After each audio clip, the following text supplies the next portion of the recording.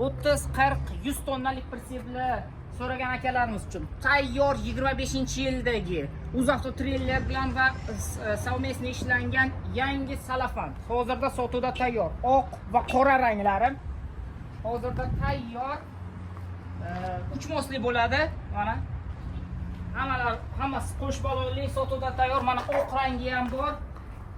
Qora rangi 100 tonnalik, 80 tonnalik va 70 tonnaliklar. Hozirda sotuvda tayyor.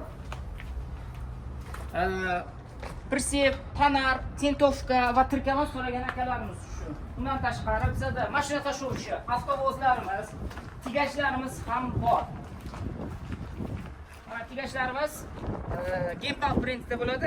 Tigachlarimizga faqat shu modeldagi tigachlarimizga rassrochka ham bor. Undan tashqari avtovozimiz bor.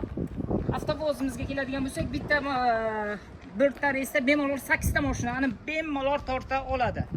Sig'adi, katta yuk mashinalarini ham bemalol tashib oladi.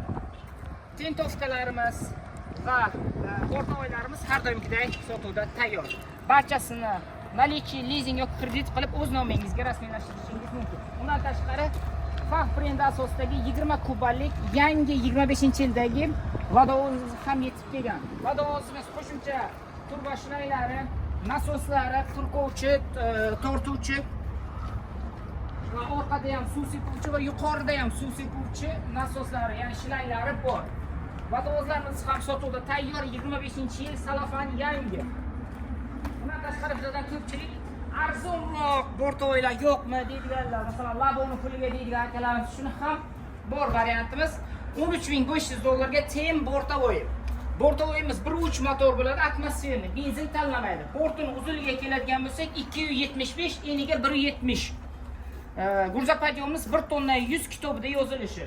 Bu bortovoyimizni bir balonlisi bor, orqasi va xuddi shu bortovoyimizni qo'sh balonlisi bor. Farqi faqat motorida bo'ladi. Bir balonlisi 1.3 motor atmosferni bo'ladi. Qo'sh balonlisi 1.5 atmosferni bo'ladi. Gurza podiyomimiz ikkovida ham 1 tonna 100 kitobida yozilishi. Konditsionerlari bo'ladi, benzin tanlamaydi, metan propan qo'ysa bo'ladi. Hammasi hozir sotuvda tayyor. Pritseplarimiz qo'shimcha ma'lumot uchun quyidagi nomerlarga telefon qiling.